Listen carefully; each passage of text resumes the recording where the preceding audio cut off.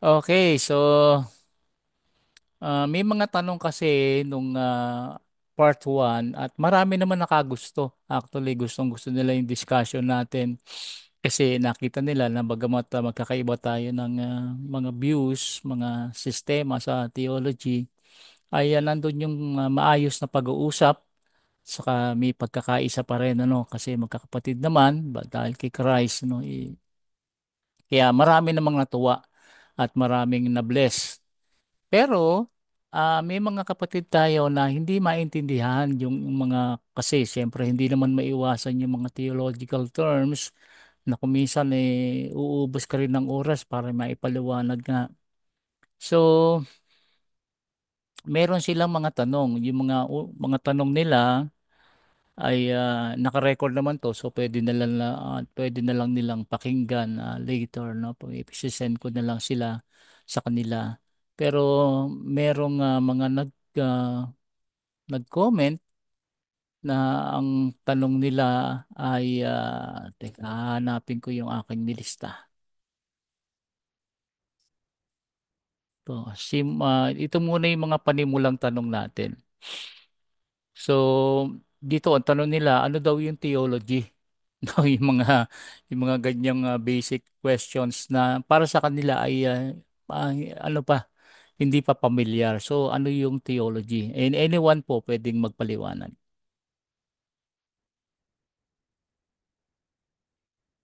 Kahit po sino. So, what is theology? Ano ba yung theologia? Ayan. Yung maiksing paliwanag lang po.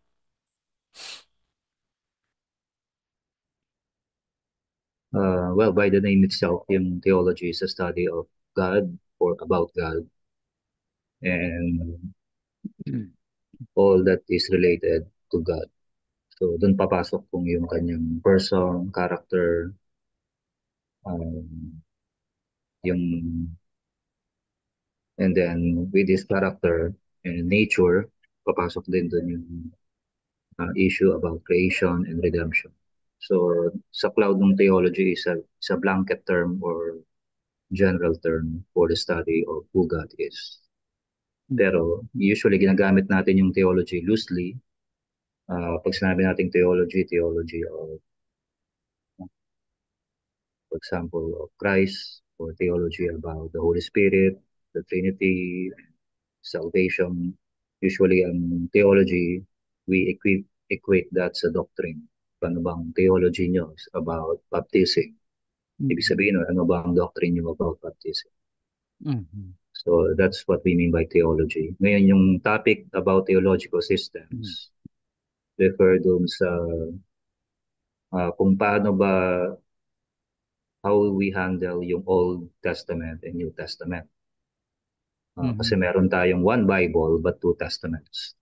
Mhm. As Christians, we are not Jews who only handle and hold to the Old Testament.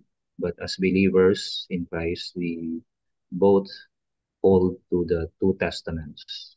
Mhm. Ang difference lang natin sa Jews, they permit we uh, advance progress yung ating pananampalataya because we believe that the Old Testament texts point to Christ.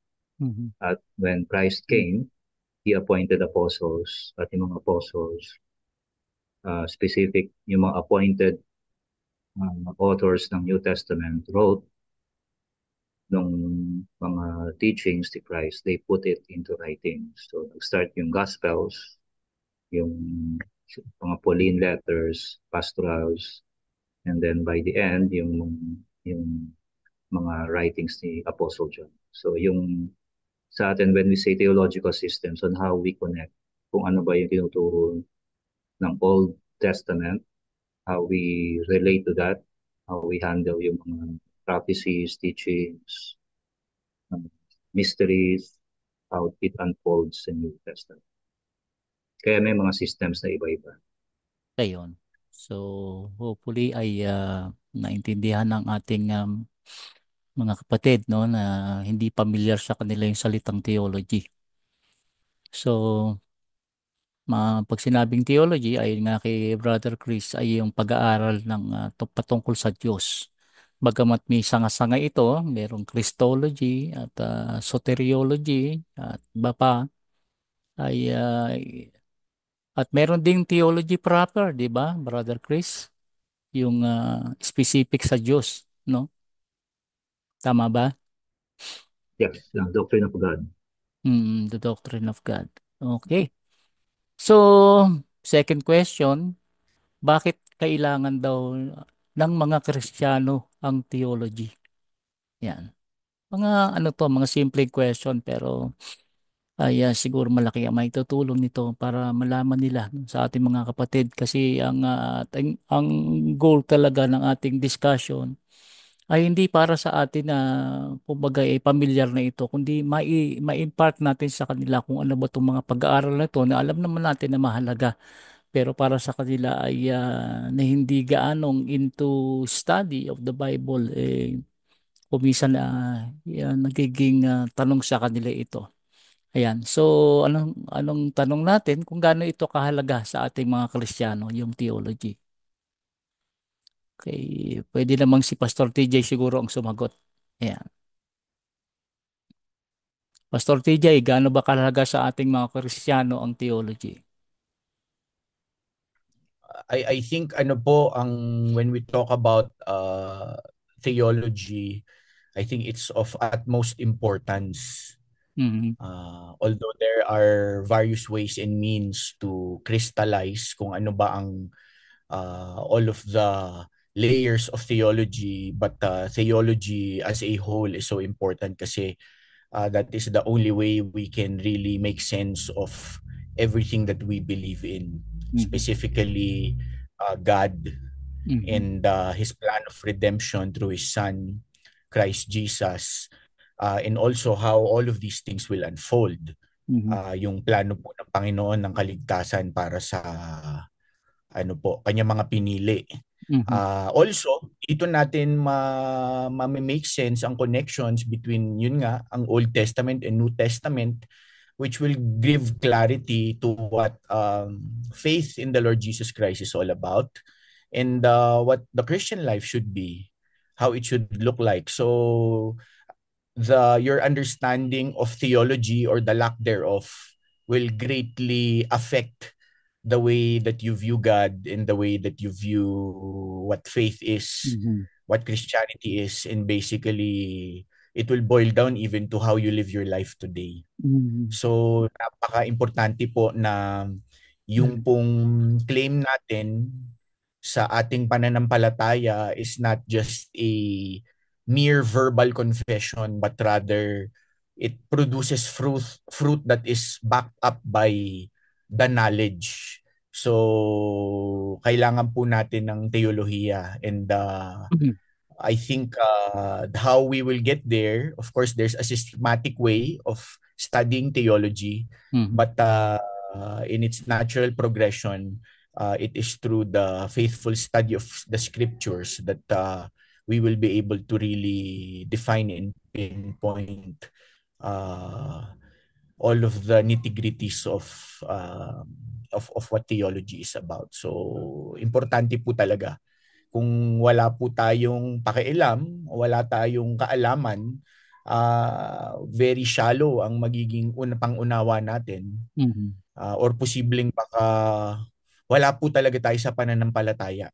Kasi ano po ang Mhm. basihan natin na tayo talaga ay Mhm. nananampalataya kay Kristo? Mhm.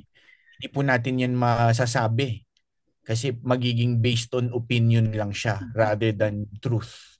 So theology also defines what truth is, Mhm. what the absolute truth is. So, and there's a lot more to say, but I think in a nutshell, yun po Mhm. ang ano po, that's what I can say about why theology is important. And it's a Mhm. lifetime process also too, by the way, Mm.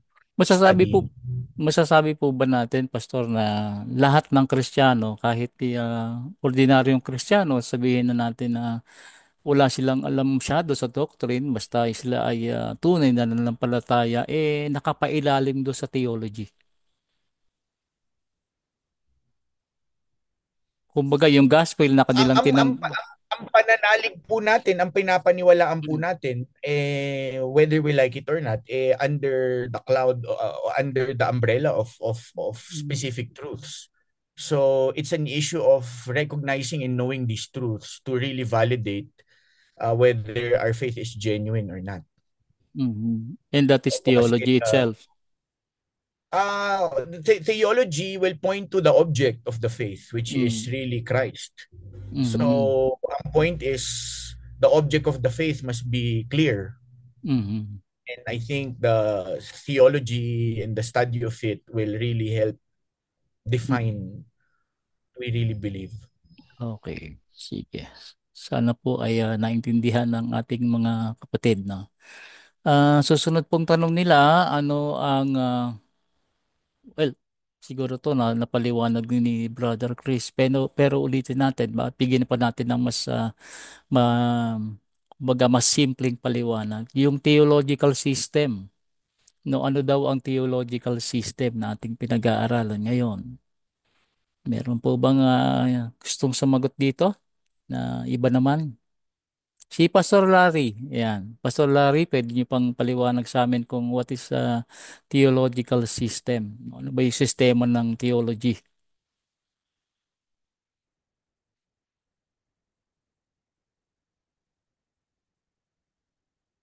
Ah, si Brother Roderick, wala pa rin kasi ay isa sana sa pwedeng sumagot.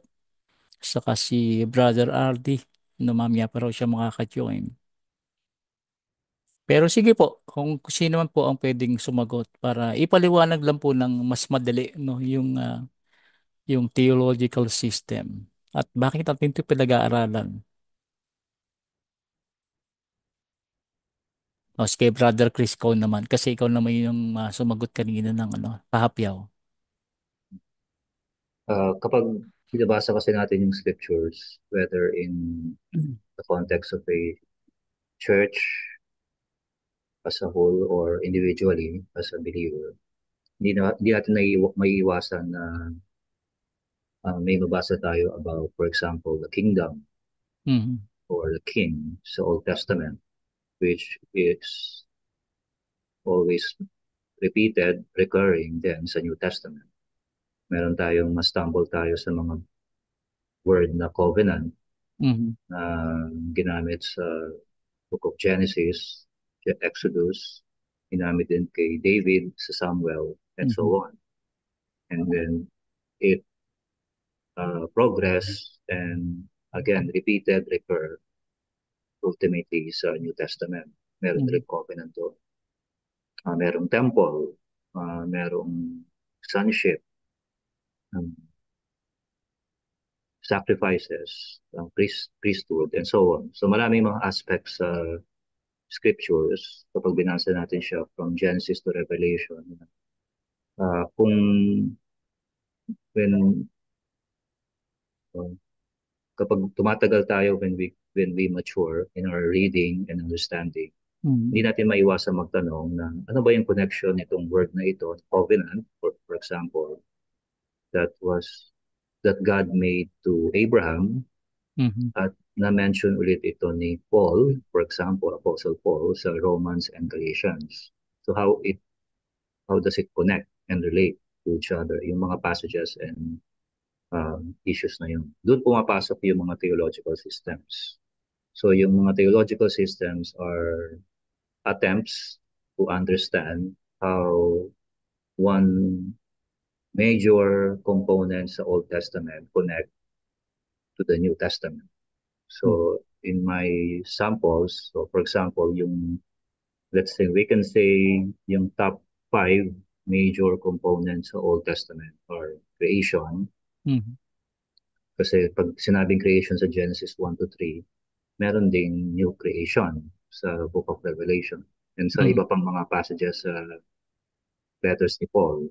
Mhm. Then meron ding issue ng sin or fallenness. Mhm. Yung sin and fallenness na nagpo-progress din siya at dumadami pa at nagsanga-sanga pa. Mhm. At doon pa natin makikita on how kung bakit siya very grave and why it attracts God's wrath. Kasi Mm. meron pang Old Covenant. Mm. Hindi natin maiwasan kapag nabasa tayo ng New Testament, bakit kaya ang Diyos, sinabi niya sa Romans and sa Paul, sa letters ni Romans and Galatians, sa letters ni Paul, na the law was given because of sin, to Mm. increase sin, sabi niya. So Mm. yung sin itself is a recurring issue. Palagi yun, hanggang na-progress tayo sa life of Israel. From wanderings, hanggang sa makapasok sila sa Promised Land, then Mm. exile, and so on. So ayun, yung exile, isang issue Mm. pa rin yun. It's a major component. The temple, so merong specific dwelling place of God in heaven na naging pattern yun na kinopya ni Moses when he was instructed to build the Ark of the Covenant. And Mm. that Ark of the Covenant is only a copy of the what is in heaven. At yung Mhm. Ark of the Covenant na yun na yung nag-progress pa hanggang sa lumawak, nagkaroon na sila ng uh, dwelling place and so on hanggang nagkaroon ng temple kay Solomon. Mhm. And then meron tayong mababasa sa John chapter 2, uh, destroy this temple and in 3 days I will raise Mm. it up. Kung Mm. merong mga major components sa Old Testament. At kung paano natin i-handle yon, definitely will produce different theological systems.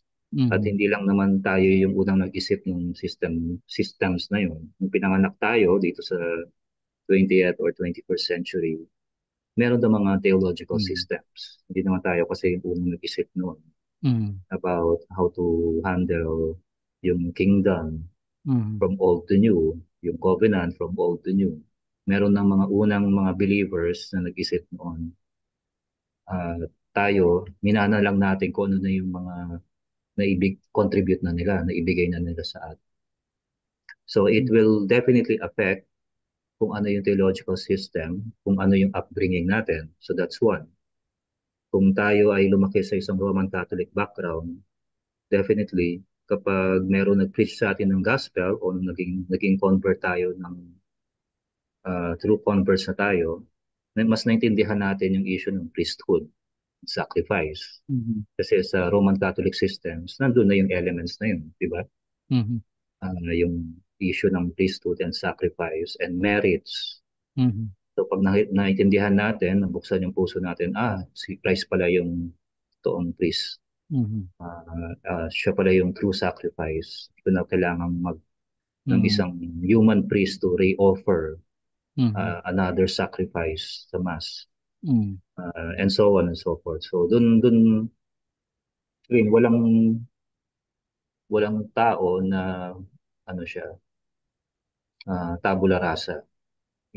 Meaning, walang tao na lumalabas sa mundo na blanco siya. Meron Mm. na siyang, in a way, theology. Okay. Ano Blank yung ano yung word mo ulit? Tabula rasa? Tabula rasa is a term na lahat, kasi merong mga rationalists nung 18th, 17th, 18th century na lahat daw na pinapanganak na tao, blanco siya. Mm. Yun yung Enlightenment period. Ah. Yeah. Okay. So, hindi ganun ang tao. Ang tao, nung pinanganak siya, definitely meron siyang fallenness, Mhm. sin, involved. Mhm. Mhm. Depende pa sa upbringing niya, kung pinalaki siya ng Hudyo, Mhm. palalakihin siya sa rigor and instruction ng Old Testament. Mhm. Or pinalaki siya ng Gentiles na Mhm. pagan ang background niya. Yeah. So Tama. lahat kasi tayo meron ng baggages when we hear or approach yung mga truths sa scriptures, yung sinabi ni Pastor TJ. Lahat na Mhm. yun, dala-dala natin siya. Yung Mhm. upbringing natin sa church, yung kung sino yung sinusundan nating preacher or theologian, Mhm. yung gusto nating basahin palagi ng mga Mhm. authors ng theology, lahat yun, nagsasama-sama na combine sa Mhm. system. Kaya maraming mga theological systems. So doon papasok yung covenant theology, which we mentioned last time, Mhm. dispensational, progressive, covenantalism, new covenant theology. Mm. Definitely, hindi pa na-represent dito sa group o sa Oo. discussion natin yung Reformed Baptist, Mm. 1689 Federalism, Yes, oo. Westminster, ayun na yung Mm. Covenant Theology, and so on, at Mm. marami pa.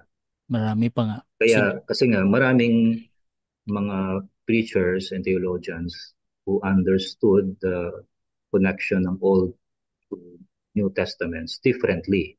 Mhm. Iba-iba yung kanilang paghandle Mhm. ng mga covenants, kingdom.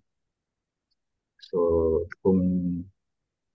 siguro one example, yung uh, if you have lived sa 17th century England, almost certainly palalakihin ka na in a Presbyterian Mhm. way. Mhm. So Westminster ka. Kung Mhm. kung pinanganak ka pa, lumaki ka pa in the almost in the middle ng 17th century, maabutan mo na yung mga Congregationalists na medyo Mhm. iba yung view doon. Mhm. Until na-progress na, lumabas na rin yung mga Baptists, particular Baptists. Mhm. So depende yun sa ano na, ay again, depende nga dun sa upbringing, ano yung ano rin yung influence ng teachers natin sa church. Ay Mhm. hindi makaka-influence dun sa mga members church. Ano rin yung confession ng faith nila. And Mhm. so, Oh, itong mga bagay nito ay talagang hindi pa alam nung karamihan sa ating mga kapatid na Kristiyano, no? So, mm, parang kasi parang hindi para sa kanila kasi kadalasan naririnig ko na hindi na mahalaga yan basta Christian ka. So, yun ang nagiging problema. Nabanggit mo kanina yung covenant, no? Lagi mo nabanggit. Pwede bang isang maiksing paliwanag lang? Ano ba yung covenant? well, merong yung non-biblical understanding ng covenant, which was a treaty or a relationship ng isang suzerain o yung sovereign sa Mhm. kanyang nasasakupan, yung vassal. So for example, in the ancient world, merong isang king, sinakop niya yung isang tribe Mhm.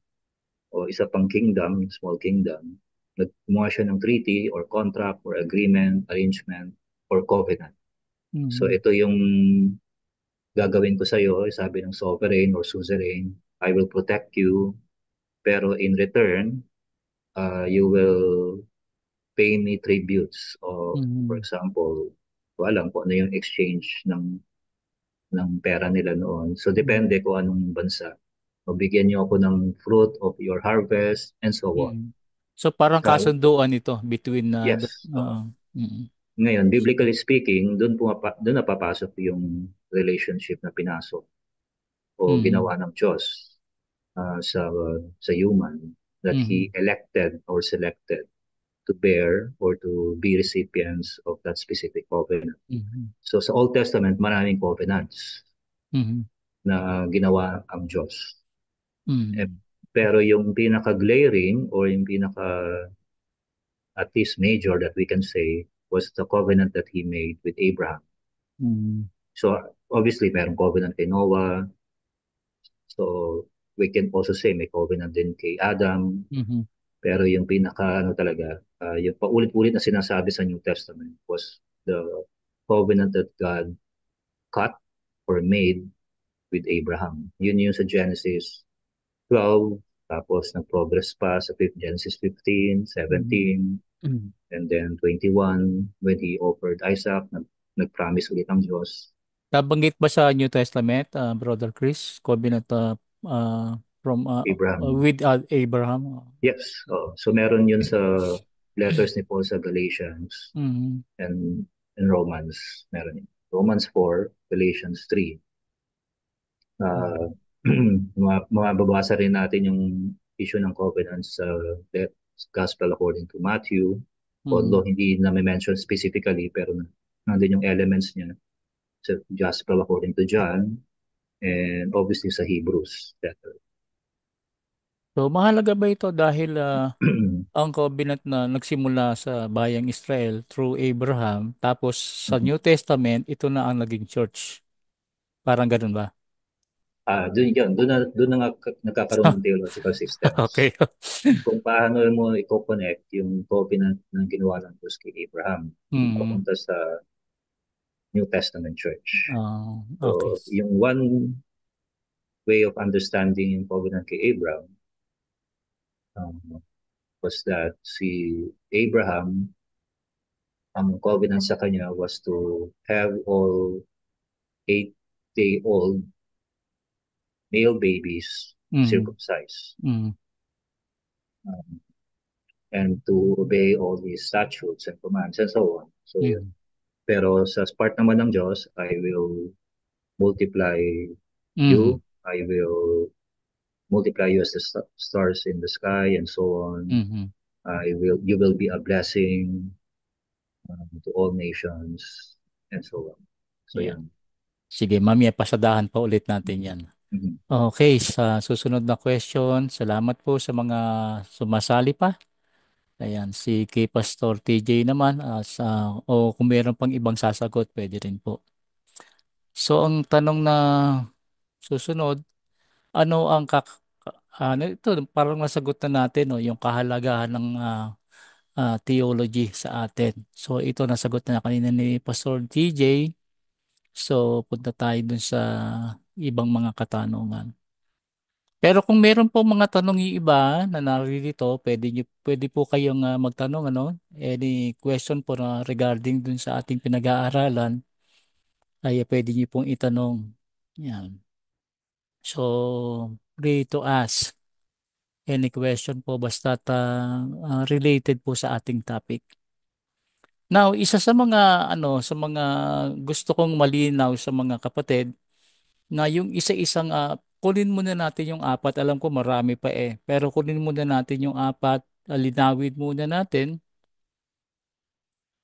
yung kung ano yung unahin natin yung dispensationalism, no?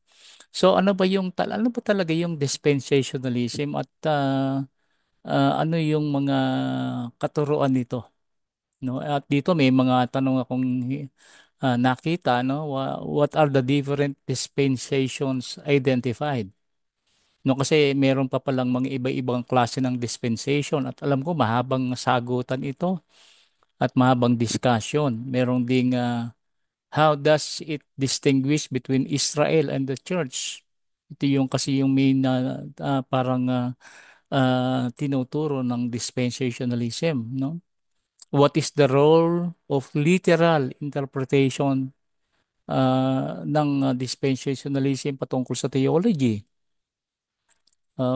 Ito last na lang, what is the view of the rapture, particularly in relation to the tribulation period, and how does this perspective compare to other theological interpretation like the covenant theology, new covenant theology, and progressive covenantalism? So ito yung apat na tanong na pwede nating sagutin. So, ang ano lang ito ay kung may sino ba rito ang dispensationalist? Baka pwedeng siya ang sumagot para hindi naman tayo maging bias, ano? So, mahirap kasi yung Amen, sagutin. Pastor. Ayan, si Brother Romeo, si Pastor Romeo Mm. pala. Okay, Pastor Romeo, pwede ba ipaliwanag sa amin ano yung dispensationalist?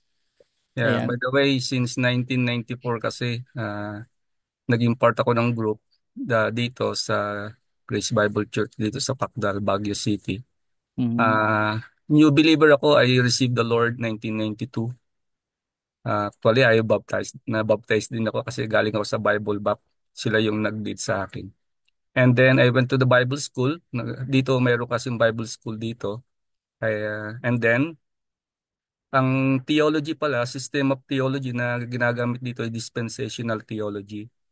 So dispensational theology has something to do with the distinction, how God deals with man in different times. Kaya yung word of dispensation may mga tinatawag na does not only covers a period of time, but it refers to the program of God in a certain time, at meron silang tinatawag na dispenser, or God chose a key person who will dispense the program for that specific people who lives on that particular time.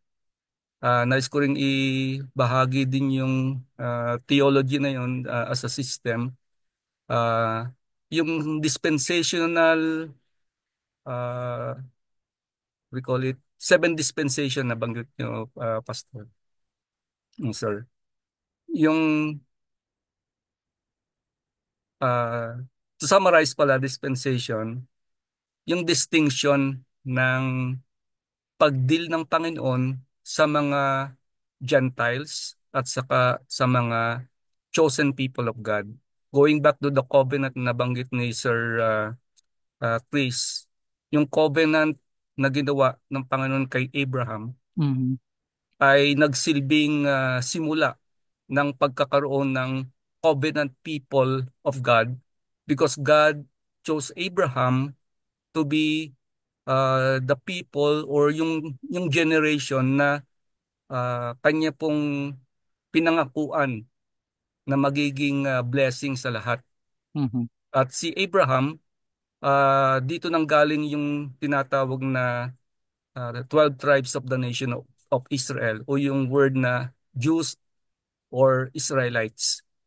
And then, yung to point out yung seven dispensation, from the beginning, actually naman, God deals with the Gentiles kasi wala pa naman chosen people until Genesis chapter 12.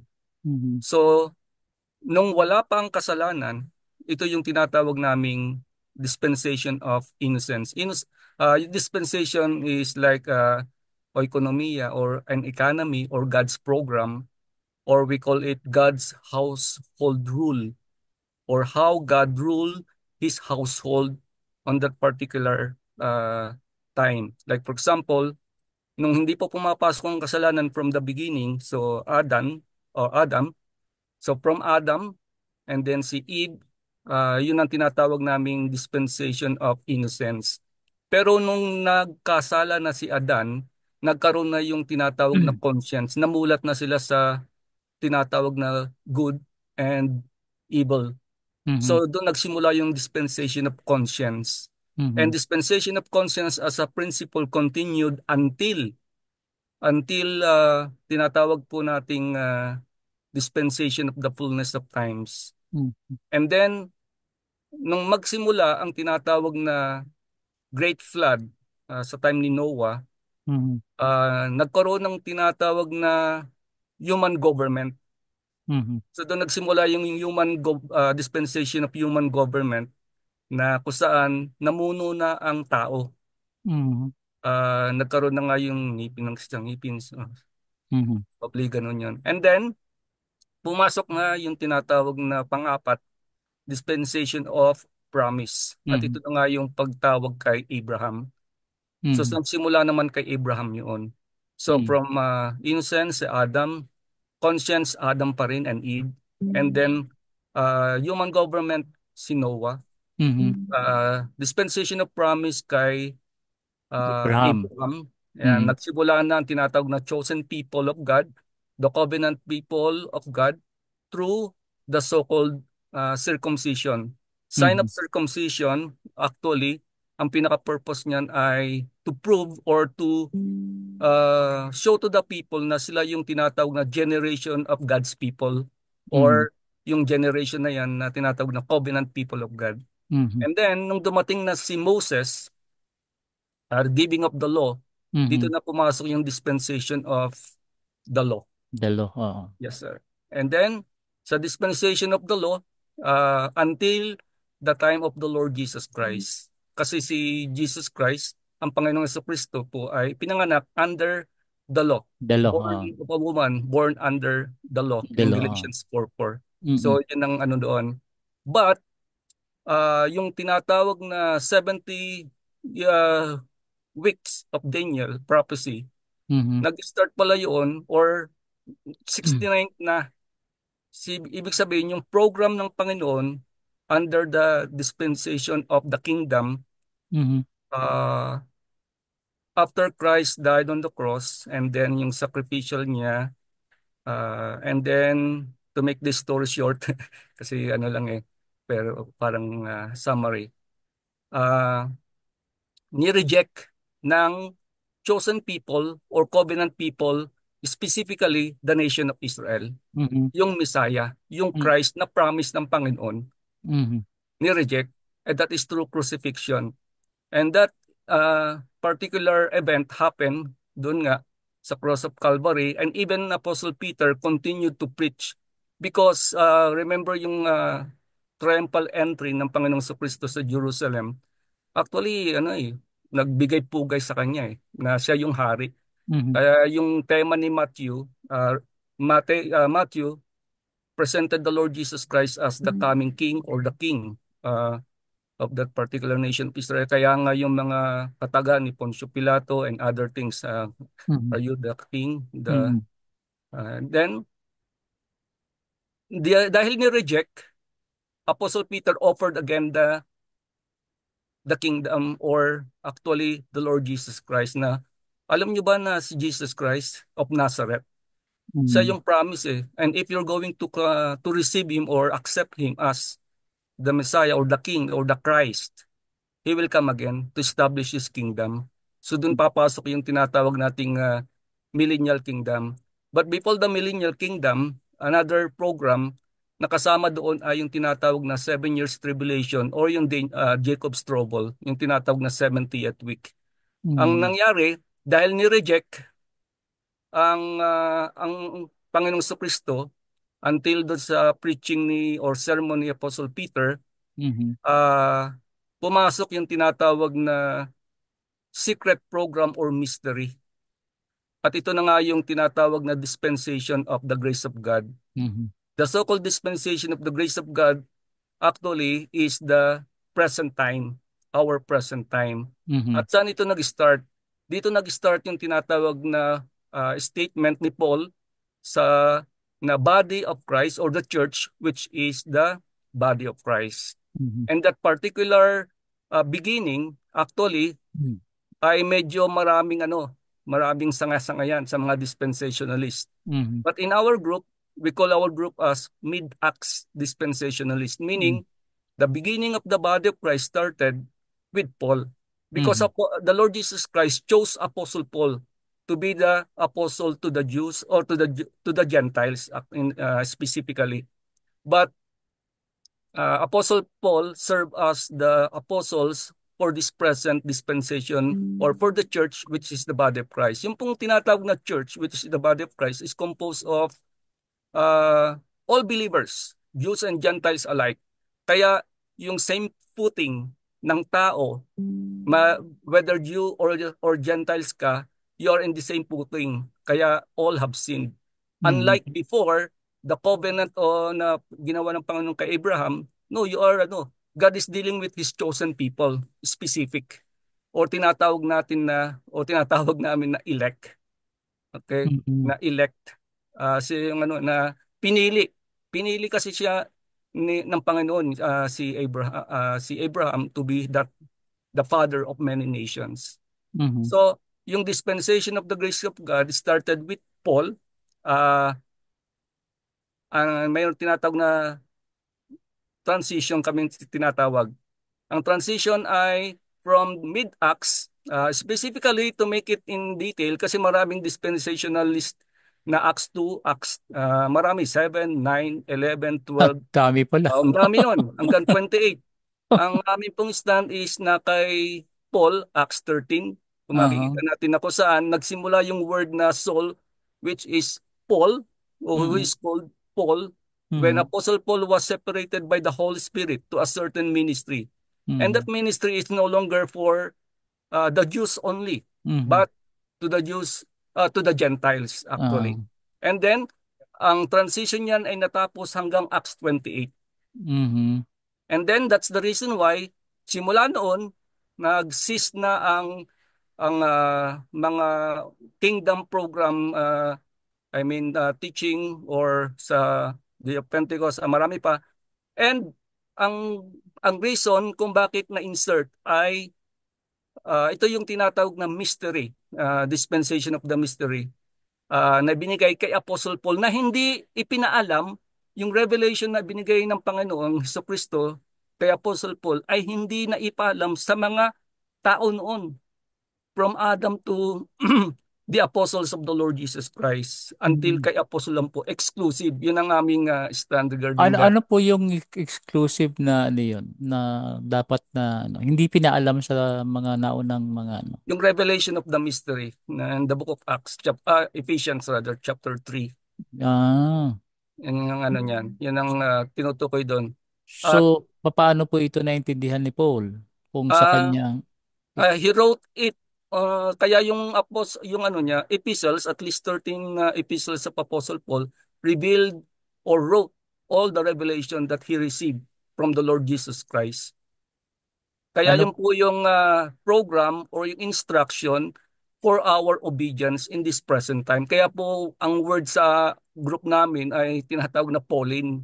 Hindi naman Pauline, po namin tinatanggal yung ibang ano because we still believe in the other, ano, other the books of the the Bible, Bible. the whole Bible from Mm, Genesis to Revelation, mm, 66 books. Wala po kaming tinatanggal. mm, O hindi man ito sulat ni Apostle, we call it inspired Inspired kasi and ayun. profitable. Okay. Ang mangyayari nga lang, pag sulat ni Apostol Pablo, may direct application sa Mm, mga mananampalataya ngayon. Pag hindi mm, sulat ni Apostol Pablo, ano yung principle na matututunan natin doon na mm, dapat natin gawin? Kasi yung mga bagay ngayon ay medyo ano teka iputol ko doon kasi ano yon, haba. To make the story short din, ang dispensation of the grace of God, tong secret na ito ay matatapos sa tinatawag nating rapture sa 1 Thessalonians 4. mm, And then after that, lahat ng mananampalataya from the beginning of the body of Christ, the church which is the body of Christ, lahat po mm. yun mara-rapture or caught up together in Including po yung mga mananampalataya sa Old Testament. hindi po sir, hindi sila kasama. Okay. Basta naging mga mananampalataya nang nagsimula ang body of Christ. Kaya ang tanong nila, Mm, paano yung mga saints before the dispensation of the grace of God? Yun mm. ang mga tanong din sa amin. Pero hindi ko muna putulin ko yon. So the rapture. After the rapture, doon, ibabalik ng Panginoon yung program niya sa kanyang bansang Israel. God will Mm, resume His program for His chosen people or covenant people. And mm. yun na yung 70th week na 7 years tribulation. Okay. So, wala na ang body of Christ doon. Wala na mga mananampalataya in na rapture na eh. And then after 7 years tribulation, that's the time na magkakaroon ng mag-e-end sa tinatawag na Battle of Armageddon, brother. At dito matatapos yung tinatawag na dito mangyayari yung first resurrection. Yung first resurrection, ibig sabihin lahat ng mga saints na namatay simula sa panahon ni Adan hanggang sa bago mag-start ang dispensation of the grace of God, mabubuhay o makakasama sa first resurrection in order to be in the millennium, in the millennial kingdom, the literal 1,000 years reign of Christ. Mhm. Yun po yung stand ng dispensationalist na yan. And then, after ng after nun, nasa ng body of Christ? Okay, kung sinabi ni Christ na if we suffer with him, we will also reign with him. Will also reign with him, but not judges. Kasi ang 12 tribes of the nation of Israel magkakaroon ng judges, 12 judges. Ito na po ay referring to the 12 apostles. Sila po yung magsisilbing judge or judges during the millennial kingdom based dun sa theological system ng dispensational theology. And then, Mhm. pag yung beginning na yon, dito na ipapasok o ibubulit si Satan Satan. Mm, sa abyss mm, for 1,000 years. And then after, bago matapos ng 1,000 years, palalabasin uli siya to deceive mhm. the people. And then doon na nagkakaroon ng battle of Gog and Magog. Oo. And then after ng Gog and Magog, siyempre matatalo, papasok na ang tinatawag na second resurrection. Ano yung second resurrection? All unbelievers from the beginning, from Mm, Adam, in all mm, dispensation, will be resurrected to face judgment. By the mm, way, yung pong rapture, uh, na tinatawag natin ay different from first resurrection. Yung pong Mm. rapture, ito po yung tinatawag na pagharap natin o lahat ng mga mananampalataya o members of the body of Christ will stand before the Bema seat of Mm. Christ Oo. or the judgment seat of Christ or Mm. Bema seat of Christ, not to be para hindi hatulan kundi Mm. to receive rewards. Ayan. Tulad sa 1 Corinthians chapter 3. And So, then going back to the millennial kingdom na sa second resurrection, and then after ng second resurrection, dito na po papasok yung tinatawag na Great White Throne Judgment, mhm. kung saan yung hell, Satan and his angels will be thrown into the lake of fire. And Mhm. then after that, doon napapasok yung dispensation of the fullness of times, kung saan ito na yung mangyayari na new heaven, new earth, new Jerusalem. Mm. So basically, yung po yung content o yung po yung picture ng view ng aming tinatawag na By the way, yung dispensational theology, yung dito, ang mga dispensationalists na tinatawag, kung narinig ninyo, kasi one of you, I heard na naka-encounter sila ng mga rightly divider, Mhm. rightly dividing the word of truth. Mm. Actually, mga dispensationalist po yun, or we call it grace dispensationalist. Oo. Pero iba't iba rin po kami. Mm. Maaring hindi kami kasama doon kasi may mga grace dispensationalists or we call it rightly divided, masyadong dogmatic. Kami Oo. po ay sabihin ko nasa moderate. Okay, yun po Kilala. yung pinaka-summary, Pastor. Yeah. Alam ko maraming tanong, especially Ah. sa Covenant Theology, sa grupo na ito, naging interesado kasi akala ko yun lang ang system Mm. of theology na dapat malaman. Oo. Yun lang Salamat. po. Salamat, Pastor. Alam ko Haba-haba, naman na pasensya na. okay lang po, okay lang po. Salamat, Pastor. Alam ko naman na moderate ka eh. Hindi ka masyadong ano eh. Ayan, baka po meron pa pong mga ano rito, mga kasama nating nasa theology, no? At maganda po na makausap din natin, mabigyan natin ng pagkakataon na magpaliwanag. At Pastor Romeo nga pala, gusto kong itanong, ano ba yung pwedeng pinakamalapit na Tagalog ng dispensation? Kasi tinignan ko sa Google, ang equivalent dispensasyon eh. Ah, Ganun pa ang, rin eh. ang, ang word namin, ekonomiya eh. Ekonomiya. Yeah. Okay. So, sige po. Ayan, meron pa ako mga tanong dito about dispensation at mga meron din ako tanong sa mga sa Covenant Theology, and New Covenant and Progressive Covenantalism. Pero ako meron sanang iba pang dispensationalist dito para po meron naman tayong iba namang kasi mahaba na yung pahingahin muna natin si Pastor Romeo. Okay. Ah, kahit sino po pwedeng sumagot. Paano yung pagkakaiba ng Israel and Church pagdating sa dispensationalism? Ano yung paano natin madidistinguish yung Israel and the Church pagdating sa theology ng dispensationalism? Ah, i-share ko lang pasensya na Sige. po, medyo Sige po. na-excite. Sige po. Isang isang porte ng nabanggit ko nga pet doctrine ba yung sinasabi. Ang dispensationalists po ay more on distinction.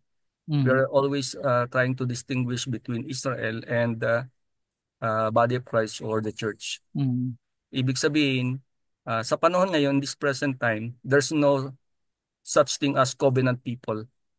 All are mm, in the same footing before God. mm, Kaya po, declared na enemies ang lahat ng tao, kaya dapat ma-reconcile. mm, Unlike doon sa panahon ng dispensation of the law, they are not uh, considered as enemy of God, but God's people. mm, Yun po. So, ang distinction niyan, nahati sa tinatawag na law and grace. Ang pinaka-popular po dito na iminumungkahi ng mga rightly divided ay yung po yung tinatawag na prophecy and mystery. So lahat ng prophecy, ibig sabihin, lahat ng revelation ni God na i-reveal. Samantalang yung mystery o ah, tinatawag na prophecy o mystery naman, lahat ng instruction o revelation na binigay naman kay Apostle Paul na hindi alam o hindi na prophesied. Kaya po yung rapture ay considered na hindi siya prophecy is because walang nakakaalam eh. Hindi siya secret siya eh. Hindi, yun yung isa sa mga ano. And hindi nila nakikita na yung pagkakaroon ng joint, pagiging joint heirs together with uh, with the Jews. Hindi hindi po naisip na yung palang mga Gentiles magiging beneficiary ng promises na ibinigay ng Panginoon kay Abraham na ito ay nangyari dahil kay Kristo, not because of Abraham. We become benefits. Kaya si Apostol Pablo sa Ephesians 2:12, ang Gentiles po kasi walang ano eh, walang position, walang part pagdating sa promise, covenant of promise, no uh, outside the commonwealth of the nation of Israel. So po makikita namin yung distinction. And also, no Christ, no God. That's the position. But before, from Genesis to Genesis 1 to Genesis 12, God deals with the Gentiles. Hindi mo naman po natin maikakaila yun. And Mhm. then, nagkaroon na po ng chosen group or people sa Genesis 12 that is through Abraham. Mhm. Until sa tinatawag na uh, dispensation of the law. Pero nung dumating ang dispensation of the grace of God or the church which is the body of Christ, bumalik sa tinatawag na Jews and Gentiles alike naman na. So yun po yung distinction na aming binibigay. Yun lang po. Pwede ko ba yung itanong sa iyo, Pastor Romeo, na originally ang plano ng Diyos lamang ay iligtas sa mga Hudyo, yung mga yung pinili niyang nation, Israel? Ah, based dun sa kanyang pagbabalik tayo sa proto-evangelion sa Genesis chapter 3 verse 15, wala pang Israel dun eh. So I Mm, believe na God is actually wanted to save His creation, yung people, okay, from the fall. okay. Ang ginamit lang is to make this possible, to make it easier. Kasi yung mga Gentiles na yon, Gentiles ang tawag eh, Mm, uh, they rebelled against God, lalong-lalo na ipinakita doon sa time ni Noah. Kaya nagkaroon ng great flood. mm, And then, nung pumasok na naman si Shem and Japheth, nagkaroon ng tinatawag ng new generation na yon.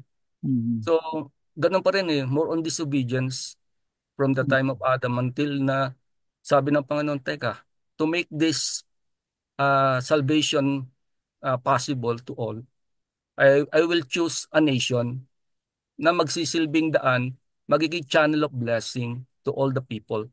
Sila disseminate ng tinatawag na ah, program or yung programa ng kaligtasan ng Panginoon. Kasi in the first place naman, I believe that the requirements of God for salvation from the beginning is always by faith. mm, And that's the reason why yung blood of the animal sacrifices, yung blood sacrifices, very important in the Old Testament because that's the picture or the foreshadow of Christ's precious blood. Kaya na ma-share na yung ano ni Christ, I believe na yung Christ blood is all, mm. for all. Yun po yung ano Oh. namin. Okay, sige, baka sakaling meron pang lumabas na tanong patungkol sa dispensationalism pagka pinuntahan naman natin yung covenant theology. Salamat, Pastor Romeo, no? At Welcome mamaya, sir. Thank you sa okay, salamat po sa pagbibigay paliwanag patungkol sa dispensationalism. When regards to covenant theology naman, ay ang mga tanong ay how many major covenants are outlined in the Bible? Meron po bang covenant theology dito? Meron pang classic, no? Hindi ko alam kung ano pa yung mga distinction niyan eh. At meron po ba sa ating na ganito ang system of theology, covenant theology o CT. Para po sumagot sa mga tanong na ito, how many major covenants are outlined in the Bible? So ilang covenants ang nasa Bible, no? At what are the key distinction between the different covenants like the Adamic, Abrahamic, Mosaic, and the New Covenant? How does covenant theology interpret the relationship between Israel and the church? Yan. And what is the role of the law in the New Covenant? Yan. Meron po bang pwedeng sumagot? So, explain lang po, what is covenant theology? Yung pinakamadaling paliwanag. Sige, anyone po.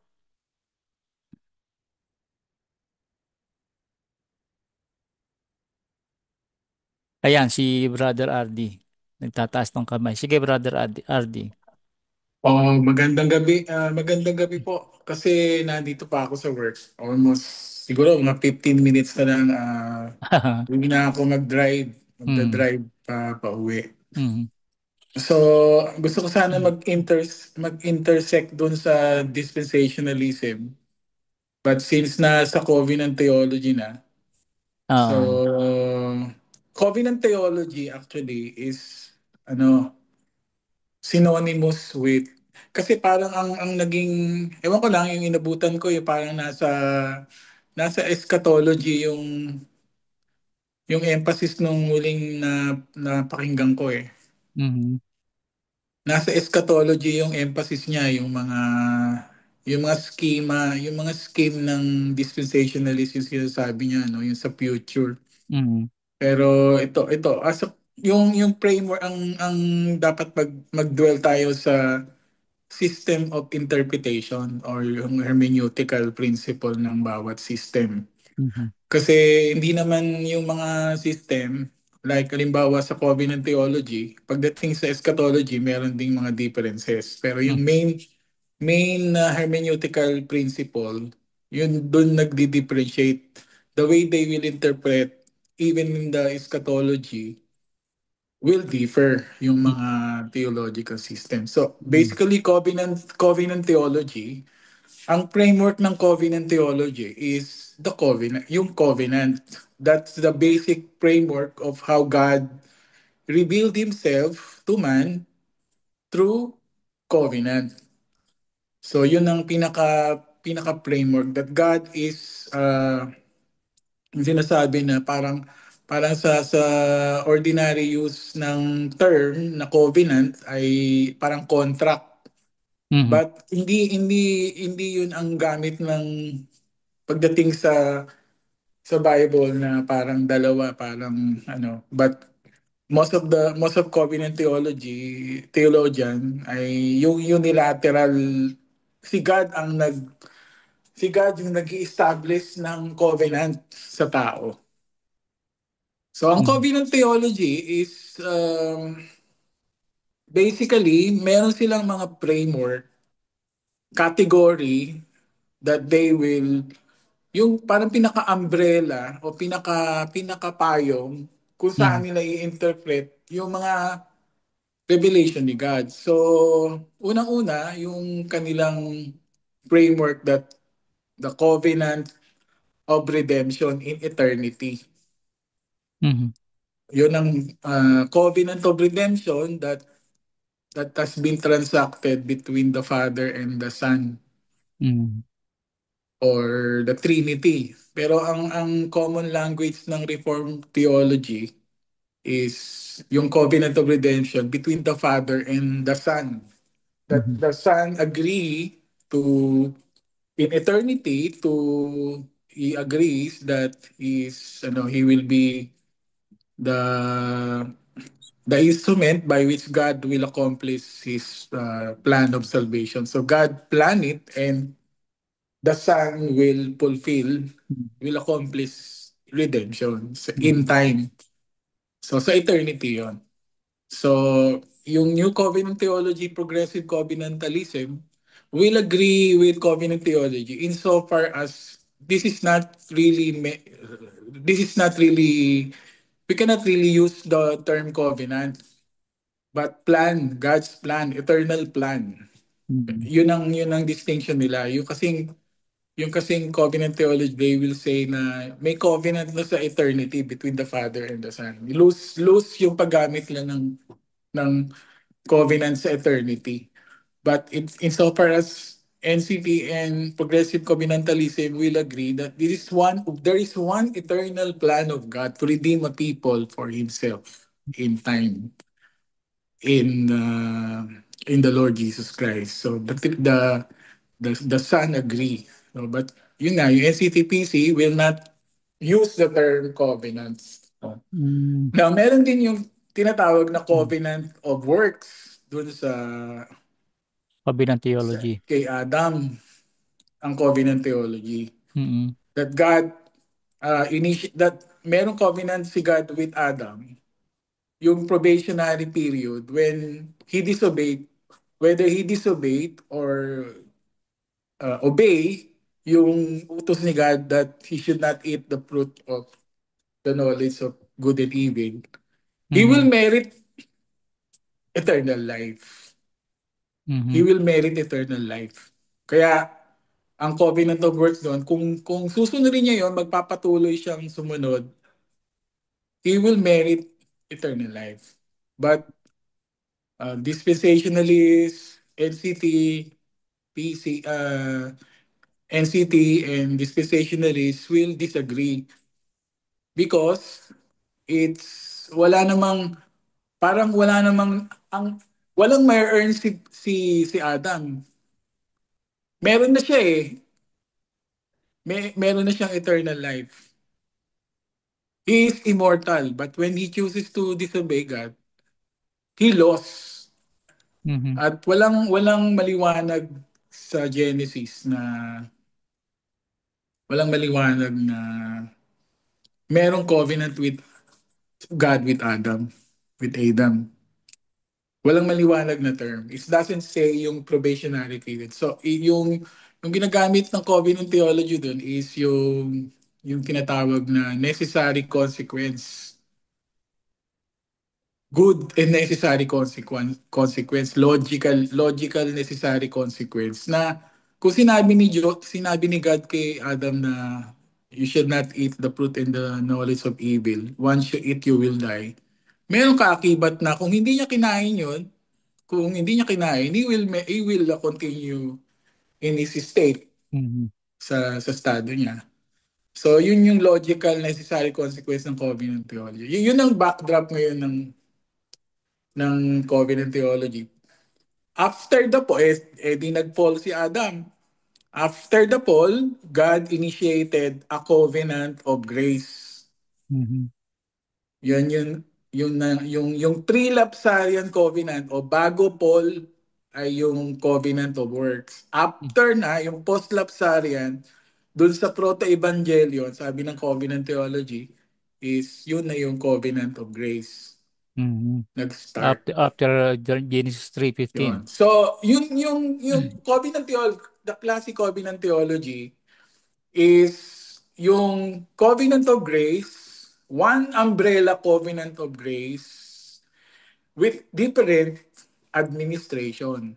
The old the older administration is the old covenant, and the other covenants, no, starting from Abraham, and then the newer not the Abrahamic covenant, but the newer administration is the new covenant. So pareho lang yung old covenant at new covenant. Magkaiba lang ng administration. Kumbaga sa federal government, pare-pareho silang may gobyerno, pero isa-isa lang, pare-pareho lang sila. Hindi Mm. sila different. Yun yung federalist theology, Ah, no? mm. Yun. So, ganun lang yung system niya. Pinaliwanag ko lang yung system. Mm. Na ganun nagbe-framework ang covenant theology. Yun. Okay. Meron tanong Okay. dito si Pastor Romeo. Pastor Romeo, pwede kang magpunta sa mic. Thank you, Brother Ardi. Okay, Pastor, ano po yung tanong?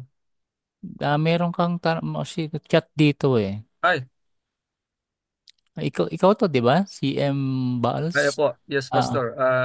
Minutes. I answer it sa, I think yung kanyang tanong ay sino di sino yung mga patriarch na, kasi hindi na po niya naabutan. Okay, sinagot mo yung tanong nung Opo, nag-chat. sinagot ko na po doon sa chat. Okay, sige. Salamat pa, brother, Pastor Romeo. Okay, tuloy tayo sa covenant theology. Um, ano yung primary characteristic of biblical theology? How does the covenant theology differentiate the covenant of redemption from the covenant of works from the covenant of grace? Siguro yun muna. Any sa kay Brother Chris saka kay Pastor TJ, pwede pong sumagot. Pwede paulit po yung tanong, Brother Exie? Ang tanong is how does covenant theology differentiate between the covenant of redemption, the covenant of works, from the covenant of grace? I think magkakaiba po yan sa pananaw po kung paano magsisimula, kung ano ba ang nakalagay sa Genesis.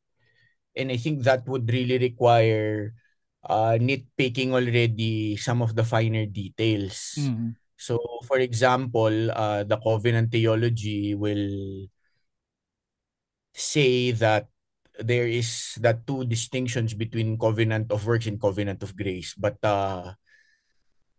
ano po siya eh, encapsulated siya sa framework po na yon Mhm. as far as theological, as far as covenant theology is concerned. So, I think maganda po yun na ma-reason out coming from people who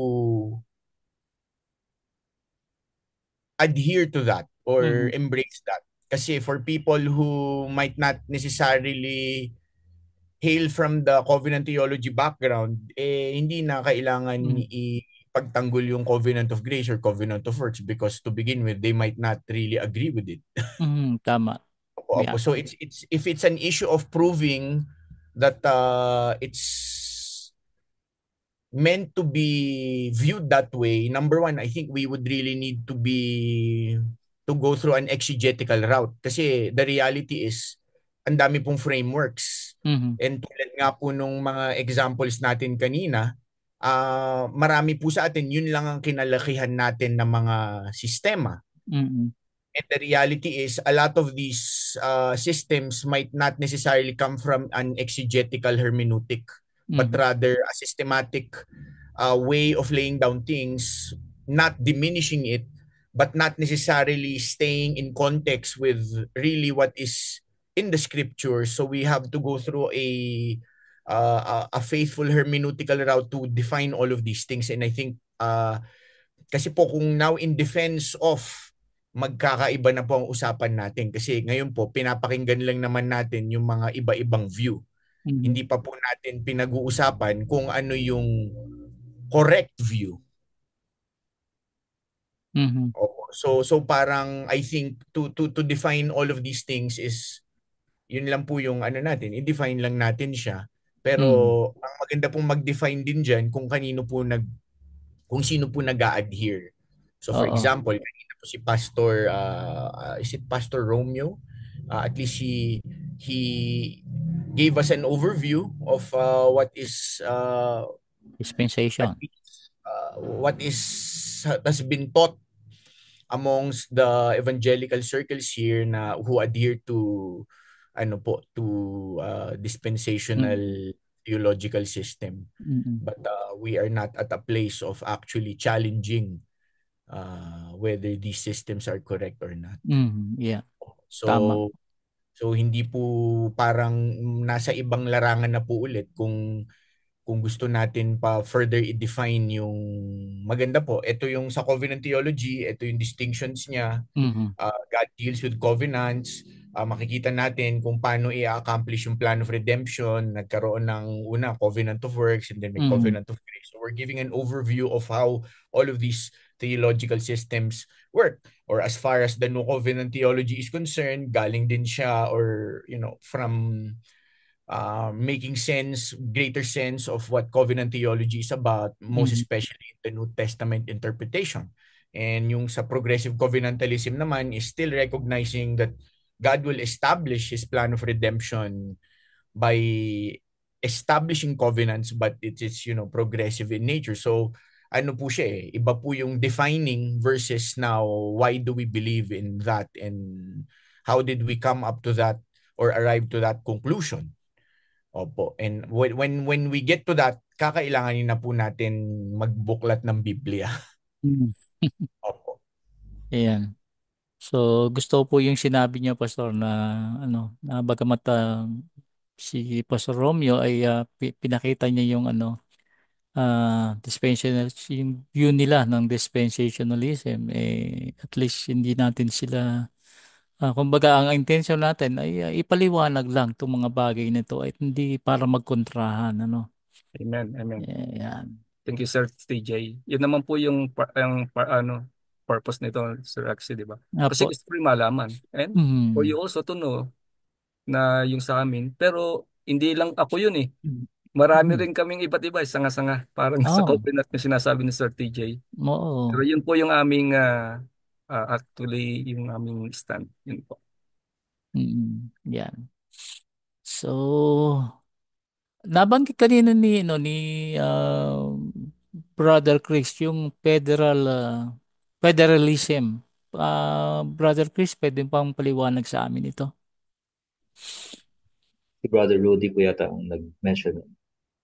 Brother Ah, RD, RD. Oh, pero siya. kanina kasi nabanggit mo rin na sa unang Ah, paliwanag mo. I think yes po nabanggit yung talking about hindi pa represented yung 1689 Reformed Baptist. Oo. I see. Yung 1689 Oh, Federalism. yes, oo, tama. Correct. Well, um,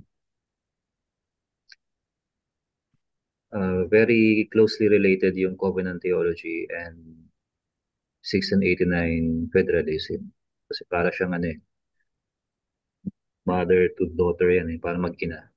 Mm, O at least pwede pa magkapatid. Parang so, yung isa from Westminster Confession, isa 1689 Baptist Confession of Faith. mm, At yung 1689 Baptist Confession of Faith uh, was rooted pa dun sa mas nauna pang confession niya, yung 1642, 1644 Confession of Faith ng mga mm, Baptists. mm, Well, ano pa? So mahabang paliwanagan pa yon. I don't want to belabor yung mga issues na medyo complicated. Gusto mm. ko, if I may, sagutin ko yung question ni Sister Fatima dito. Sige, sige. Yung may question siya rito about yung differences ng mga terms. Mm, Yung covenant, again, refer to God entering into a relationship, contract, or arrangement, or treaty, oath, mm, with a specific person or group of people. mm, So doon na papasok yung covenant niya with Moses, mm, or covenant, or in Israel, covenant niya with Abraham. Meron ding covenant that God made with Noah. mm, We can say na meron mga elements na ng covenant sa, at the time of Adam. mm, So on, until we reach the new covenant that our Lord Jesus instituted. mm, So, so yun yung covenant. Yung dispensation naman refer to the era or period of time. mm, So yung mga it's not merely dun sa specific covenant that God made, pero mm, yung dispensation was historically used dun sa specific period of time. mm, So, yun na yung from a dispensationalist point of view, yung sinabi kanina, yung sagot dito ng brother natin. mm, So, merong different eras or period of time. So, merong time of innocence, yun yung kay Adam. mm, Time of the law, Moses, and so on mm, and so forth. So, mm, yun. So, pag sinabing dispensation, it refers to time or mm, period of time, era. Okay. mm, Yung last naman na question niya, uh, yung plan. So yes, there is only one plan of God. There is no such thing as, in my understanding ng plan of God, there's no such thing as six plans of God. Kasi yun na yung dispensationalism. Mhm. So, depende kung paano natin ginagamit yung dispensation na term. Kasi parang lumalabas nun, merong iba't iba pang mga schemes or plans of God in different dispensations or eras. I believe meron lamang iisang plano ang Diyos in His redemptive history. Iisa lang, to save a people from their sins. Merong elect of God which He decreed in eternity past, which is now executed by His providence in human history. Ayun na yung na-execute niya until even at this time, tayo na nasa New Covenant. Mhm. So there's only one plan of God that He is executing, He is operating on. So there are no plans of God. Mhm. Merong different dealings of God with regard to a specific people or group or person, pero Mhm. hindi ibig sabihin na iba't iba yung plano niya sa ng pagliligtas. Iisa lang yon. It's one Trinitarian plan of God. Mhm. So I believe that's the most basic assertion ng New Testament. We can read that sa mga letters ni Paul, uh, kay Matthew, sa Hebrews, and so on. So I believe that's a more biblical assertion to make. Mhm. So hindi Sige, go ahead. Follow up. hindi sa dalawang two different people, no? Ang plano So ng ibang Diyos. question na ngayon. Yeah, ibang question na ngayon yung uh, who, who is the people of God. Mhm. So sa Old Testament, the people of God, doon sa when God made a covenant with Israel through Moses, when he wrote the words of the 10 words from Mount Sinai and gave it to Israel, at yung nagkaroon ng ceremony, tapos when Moses sacrificed an animal at yung dugo nun winisik dun sa mga Israelites who were present, and then he declared, this is the covenant that God made to you. And then sumagot yung mga Israelites, di ba? Yes, we will obey everything, and so on. So nagkaroon ng covenant with Israel. Yun na yung law covenant na Mhm. sabi natin. Or sa parlance ni Apostle Paul, the old covenant. Or pwede rin sabihin sa 2 Corinthians expression, the covenant of condemnation. O depende kung anong New Testament book ang ginagamit natin. Kasi it's a letter that kills. Mhm. So, yun ang isa nating point of view. So, yung covenant with Israel was I believe, it is merely a parenthesis. Ano siya? Merong specific purpose that God gave a covenant to Israel, yung law covenant. Pero kung tutuusin, kung babasahin natin yung letters ni Paul, pati yung Hebrews, kung paano nila binabasa yung Old Testament, it was, the promise was made through Abraham. Mhm. Saving promise, saving word, that all the nations will be blessed through him. Mhm. Actually, pwede namang tumalon ang Diyos. I'm not saying na alam ko yung isip ng Diyos, pero pwede naman niyang gawin na from Abrahamic covenant, tumalon agad siya sa New Covenant. Mhm. Actually, pwede. Tutuusin.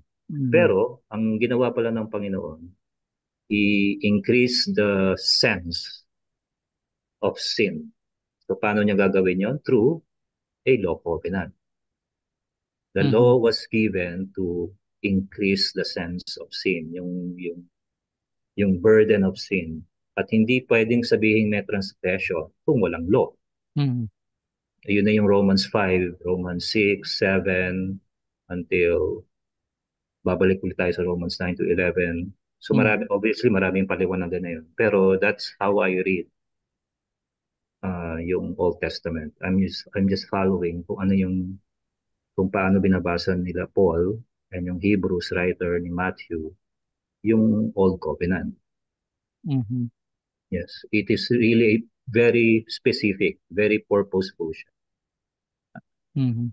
So I'm not sabi mo, saying na optional siya, pero I'm saying very specific yung law covenant. sabi mo kayo na Chris, Go ahead. brother Chris, na walang transgression kung walang law, ba? Yes, of course. Sa Ibig panahon ni sabihin, sa panahon ni Adam, wala mm, pang Ten Commandments. pero Wala pa ah kay Abraham na Ten Commandments as we know it as Ten Commandments. mhm. Pero ano ang bakit pinarusahan sila Adam and Eve sa kanilang wala pang law, There wala was a pang specific command of God sa um Genesis. 2:15 to 17. Yes, meron specific command. You shall eat of every tree, fruit of the tree in the garden, but of the tree of the knowledge of the good and evil, you shall not eat of it. mhm, And meron pang specific warning and threat, if you eat of it, you shall surely die. So, mhm, ayun ang warrant from God to execute yung spiritual death mhm, and eventually physical death kay mhm, Adam and Eve. So mhm, una, they were first exiled or separated from mhm, the life that they had once dun sa mhm, Garden of Eden. mhm, And then eventually, nagkaroon na sila ng physical death. So mhm, both spiritual and physical. mhm. Pero bago sila pinaalis, meron munang promise ng Diyos that there will be a coming seed who will crush the head of the serpent and so on. So doon napapasok yung gospel. Okay, sige. Pero ang going back to sa question po niyo, may command, specific command. Mhm, Hindi wag nating isipin na ang Decalogue mhm, always permeate even before the giving of the law sa Mount Sinai. mhm, Ayun na nga doon papasok yung covenant theology. mhm. Yung covenant theology, according to its view, the Decalogue was always present in every period of time. Always Nandun siya sa present. Genesis. Oh, nandun Mhm, na siya sa Genesis. Kahit wala pang giving of the law. Nandun siya mhm, sa panahon ni Adam, panahon ni Noah, panahon ni Abraham. mhm, So, pag may nabasa tayo na Abraham obeyed God in all his statutes and commandments and so on. Ano yan? Yan yung Torah. Yun yung sinasabi natin na law covenant. Kasi mhm, imposibleng sumunod si Abraham without the law of God. mhm, mhm, tama. So doon papasok yung how we handle yung specific covenant. Hindi natin pwedeng i-atras, in my understanding, yung binigay kay Moses or through Moses at i-atras na yun papunta kay Abraham. Kasi merong sequence of kung paano binigay yung revelation. Anachronism ng tawag doon. Sabihin anachronism, ina-atras mo yung specific covenant or items na nasa Old Covenant through Moses at ina-atras mo siya pabalik doon sa panahon na wala pa siya. Mhm, Kasi pag ginawa mo yon, ibig sabihin parang yung Decalogue, nandun na siya in, at the, in its entirety from Genesis 1 or at least Genesis 3 until Revelation, until the end of time. So nagiging eternal na yung law. So before Moses, iba yung law. Kumbaga, iba yung mga Iba yung, in my understanding, iba yung paano mag-operate ang Diyos. mm, Kasi may specific mm, uh, wording na sinabi si Paul sa Romans 5, before the law came, there was no, sinabi niya ron na, if I, mag-open lang ako ng scriptures sa Romans 5. Romans 5 and following. So I'll read from the NIV version. 5 verse 12. Therefore, just as sin entered the world through one man, or Mhm. through Adam, Mhm. and death through sin, Mhm. and in this way death came to all people because all sinned. Mhm. To be sure, sin was in the world before the law was given. Mhm. And that's true, di ba? Mhm. Meron namang sin in the world before the law was given. So Mhm. meron siyang ginagamit dito ng mga sequence. Merong before or qualifier before the Mhm. law was given. But Mhm. sin is not charged against anyone's account where there is no law, Mhm. which is correct. Sin is not charged kung walang law. Mhm. Nevertheless, death reigned from the time of Adam to the time of Moses, even over those who did not sin by breaking a command, as did Adam, who is a pattern of the one to come. So ang reasoning ni Paul, meron ng death even before the law came. Meron ng death. Yes. Ngayon, Mhm. pwede nating sabihin na kasi meron ng law covenant na umiiral in Mhm. existence from the time of Adam, Noah, Abraham, kaya sila namamatay. Well, we can reason that. Okay Mhm. lang 'yon. Mhm. Pero I think what Paul is saying is something more no sa Romans 5 verses 12 and following. Kasi Mhm. meron siyang sinabing before the law was given. Wala pang law. Mhm. Yeah. Pero meron ng sin. That's the point. Mhm. Meron ng sin pervading humanity from Adam to Moses, even before the law was given. Mhm. Kaya sila namamatay. So you mean ang parusa Hindi, ng so nandito pa lang ako sa point na merong before the law was given and during the time when the law was given. Nandun pa lang ako hindi ko pa in-exegete yung Romans 5 passage. Nandun pa lang ako na sa point ko na may mga sequence of events or revelation na hindi mo pwedeng i-atras ang isang item ng isang covenant na i-atras mo siya pabalik dun sa period of time na wala pa siya doon. Mhm. Kasi si Paul gumagamit siya ng mga time expressions or sequential expressions before the law was given. Mhm. Hindi huwag natin sabihin na meron ng law before. Kaya para saan pa yung before the law was given na expression? Pero nagpaparusa na rin ng Diyos Correct. noon. Yes, that's the point. Why? Because merong sin. Mhm. Okay. Iba po magdagdag. Go ahead. Go ahead, brother. Sige, Pastor TJ.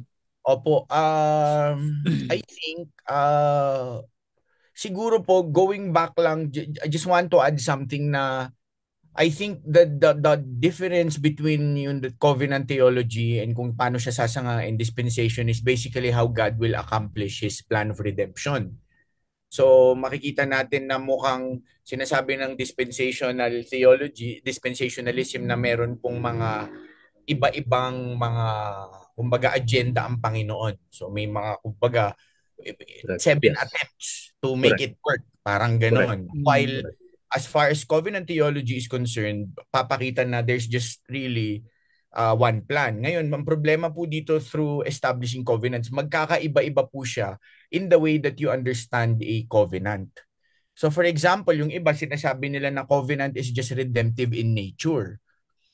So when we say covenant is redemptive in nature, like for example, we begin with let's just first look into maybe Genesis 15 that in 15:6 when Abraham believed it was credited as righteousness. So now the Lord God would further execute his plan of redemption as far as his threefold promise in 12 chapter 1 is concerned.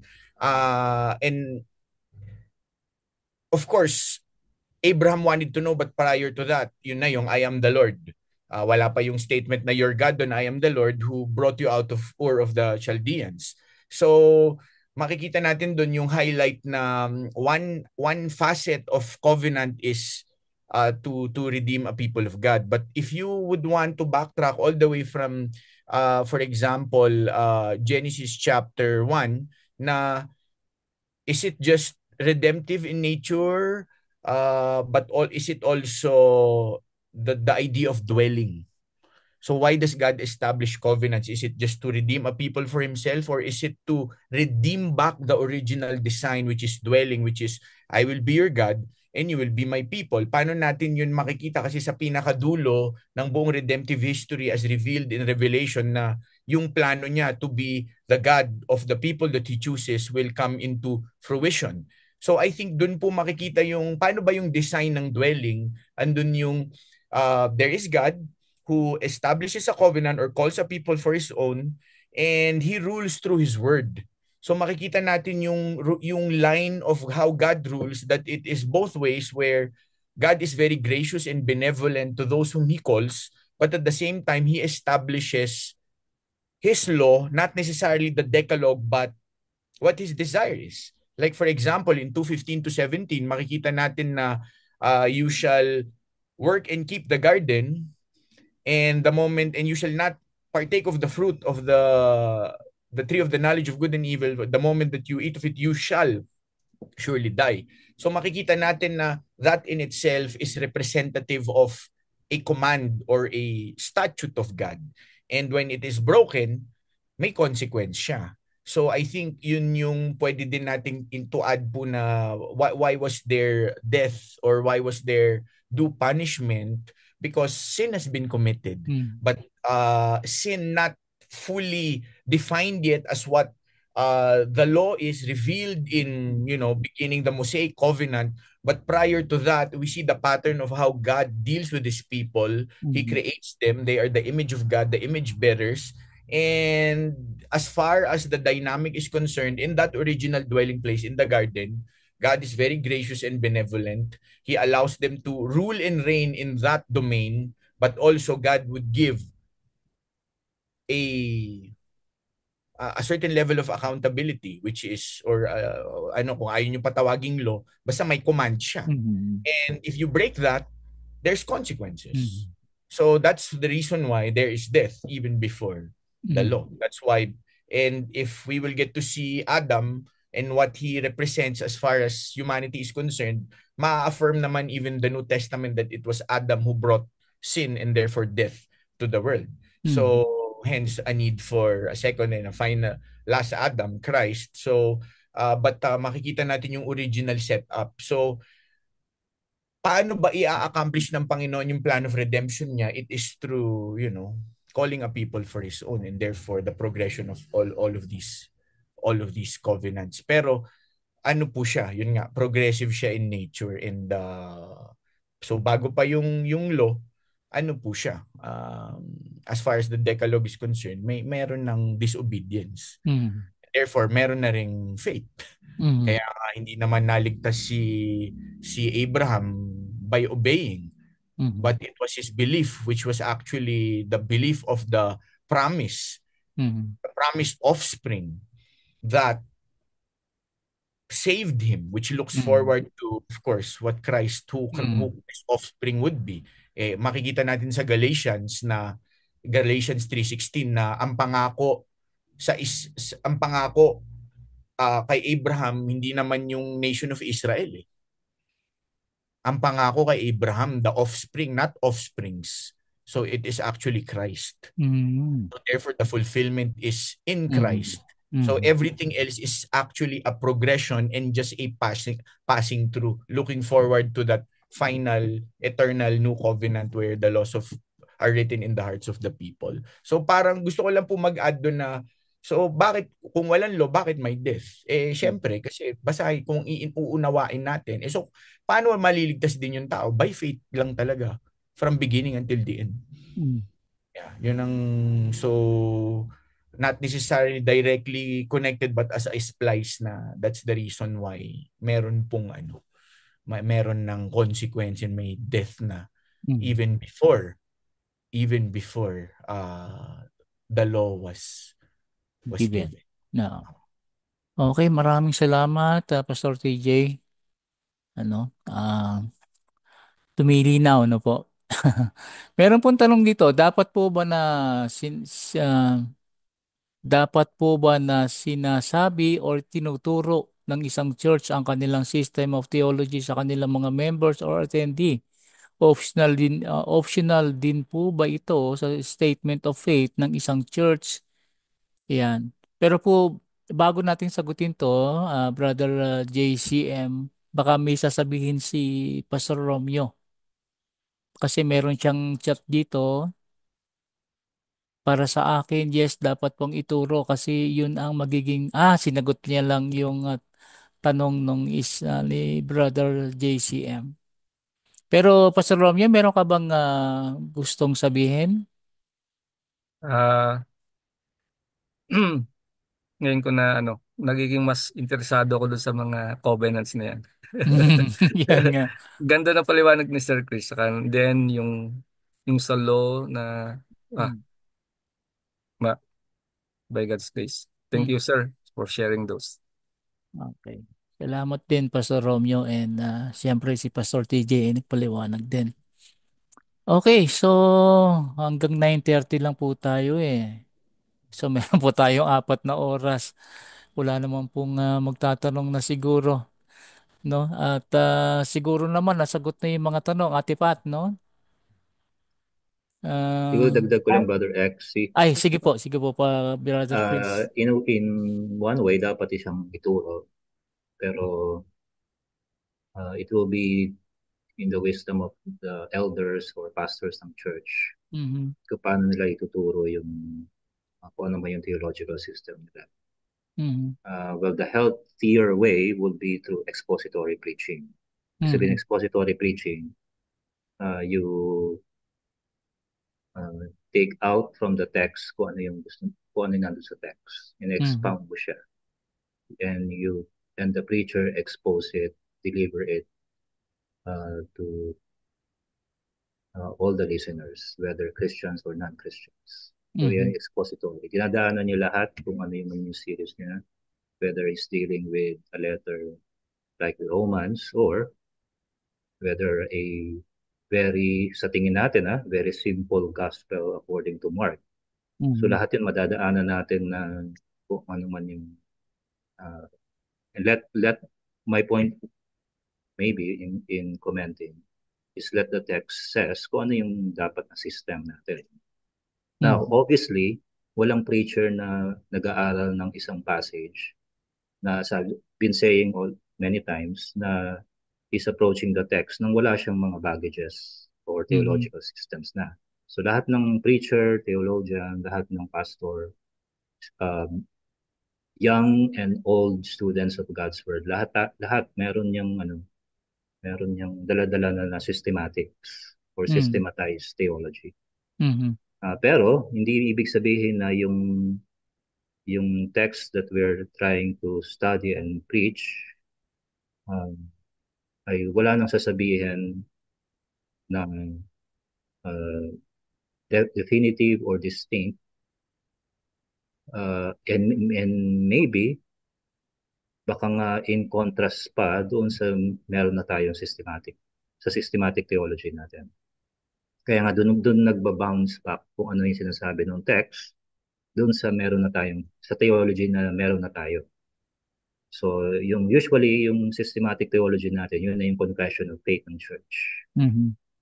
Okay? Yung expository preaching, it is a very healthier and a very smart way of preaching the Word of God, I Mhm. believe. Ngayon, merong mga instances where topical preachings would be needed. So, for Mhm. example, Sunday school, Mhm. tuturo tayo sa mga bata na who is God, who is Christ, Mhm. what is Mhm. the church. Yun, okay yun. Very, very helpful yun. Mhm. Even sa adult Sunday schools, kung meron man yung ibang churches, tinuturo din yung Mhm. topics. Kung ano yung pinaniniwalaan ng church, yung mga positions, Mhm. spiritual gifts, eschatology, yung lastings, ano yung view natin about uh, giving, and many other topics, diba? Evangelism and so on. Mhm. So lahat yun in the realm ng mga topical lessons. Sinesystematize na natin kung ano yung sinasabi ng Bible as a whole on a specific topic. Mhm. Pero pag expository, doon na siya challenge kung ano pa yung dapat na systems natin. So as I've said kanina, di ba, binuksan sa atin yung Romans 5, Mhm. si Pastor TJ, marami siyang comments about sa mga passages sa Galatians. It is a very healthy or healthier way of correcting kung ano man yung meron na tayong theological systems. Mhm. At magbabounce back yun sa atin, sina-challenge tayo weekly, week by week, and yearly, at hanggang sa ma-reform yung views natin gradually. Hindi naman siya instant. And then lastly, natuturuan din yung mga members kung paano magbasa ng scriptures. Kasi Mhm. nga expository siya. Mhm. In a way, natuturuan natin sila paano mag-devotion. Mhm. Kasi yung mismong pastor, in-explain niya kung paano siya dumating sa ganung conclusion. Mhm. Paano siya nag-arrive dun sa kanyang message. Mhm. Piece by piece, pinipiraso niya. Mhm. Uh, so, ano man ang tradition natin, whether you're follower ni John MacArthur, Mhm. R.C. Sproul, Piper, Carson, Mhm. Tim Keller, o ano man ang traditions natin, it's still expository preaching. Ano yun, very helpful. Mhm. Go Okay, ahead. Thank you. Brother Chris or Pastor TJ, paano ba natin mabibigyan ng simpleng advice yung ating mga kapatid na kung minsan ay hindi pa ganong ang kanilang pagbabasa ng Bible, hindi pa systematize o kaya kumbaga ay sa pangkaraniwang ating dating pagbabasa na once nabasa ka ng isang text ay hanapin mo na kung ano yung application nito sa iyo. So, paano natin mabibigyan ng simpleng advice yung mga kapatid natin ganito? Opo, actually, part and parcel po siya. Unang-una, ang call po para sa lahat ng the church, of course, is to be Berean-like, di ba? So makikita natin yun described. At the same time, we also want to really test ourselves if we are in the faith, like what the Apostle Paul said, or what the Apostle Peter says in Second Peter.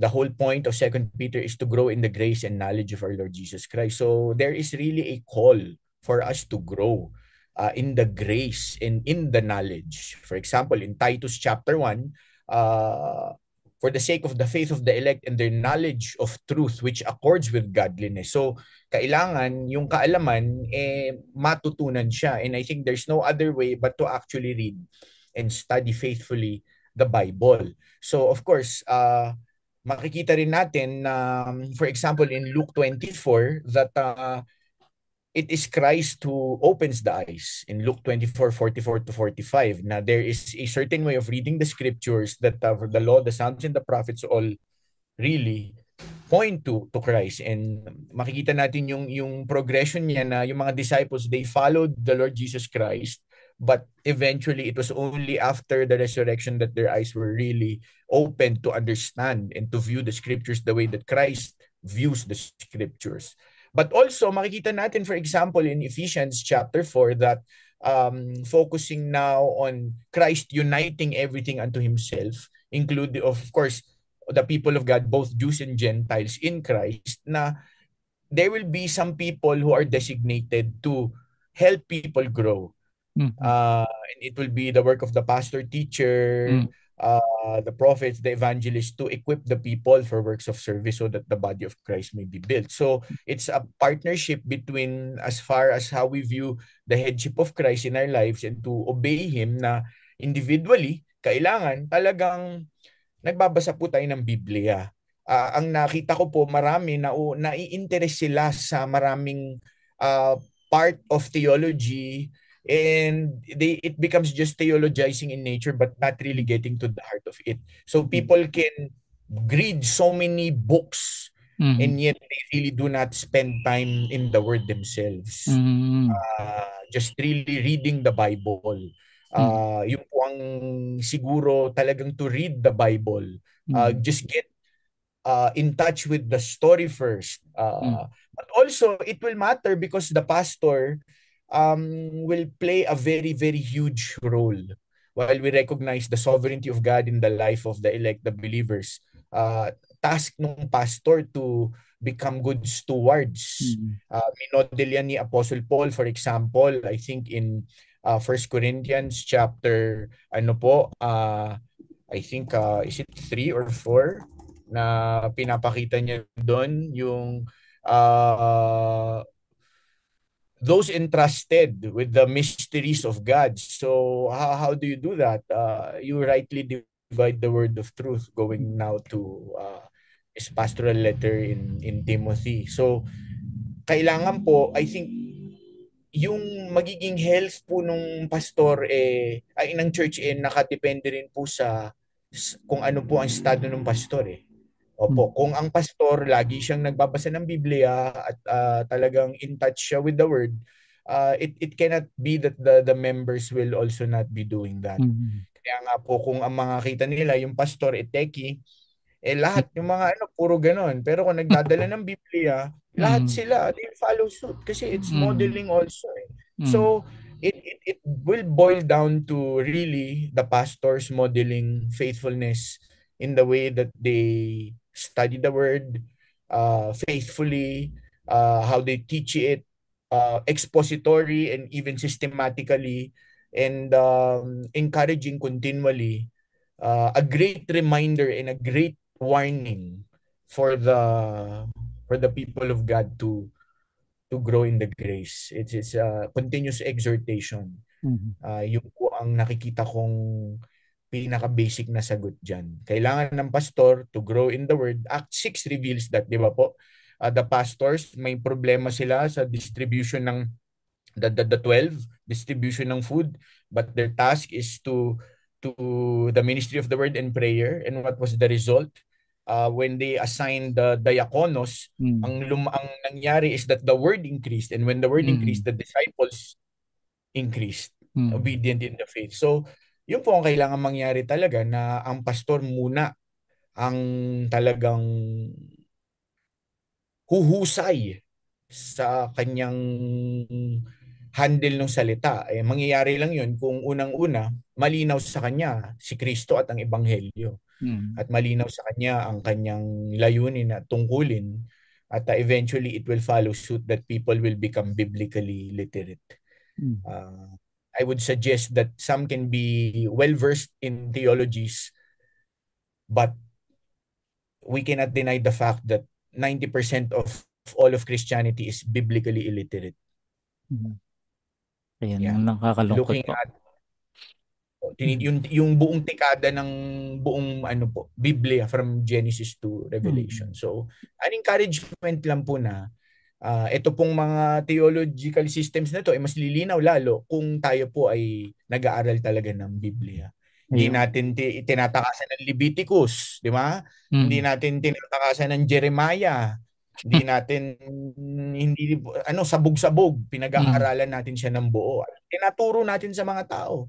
At actually very very it's very very fruitful going through a book by book study, Ayan. making sense of course all of scripture, Mm. to see Christ and his glories being revealed from beginning until the end. Yeah. Yan. Thank you, Pastor TJ. Yan po ba yung biblical theology na ating pinag-aaralan? Hindi.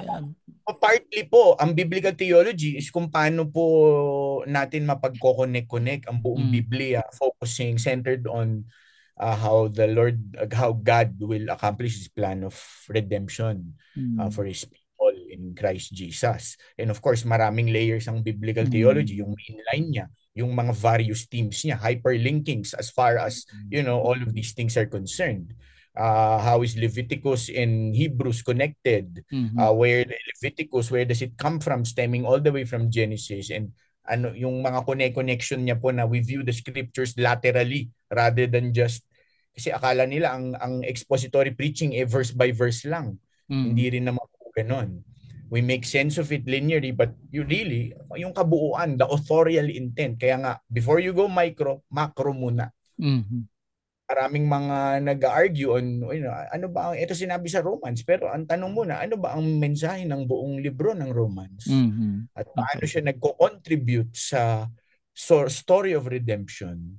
Ayan. So bago natin matignan yung nuances ng Romans 9, tignan Mm. muna natin yung layunin ni Apostol Pablo, bakit niya sinulat yun. And Ayan. ultimately, plenary inspiration, bakit Holy Spirit yan eh. Bakit yan naidagdag as far as the canon is concerned. So, Mm. I digress. So, yun lang po sa akin. Pastor, faithful. Members, faithful. Ayan. In studying and reading the Bible.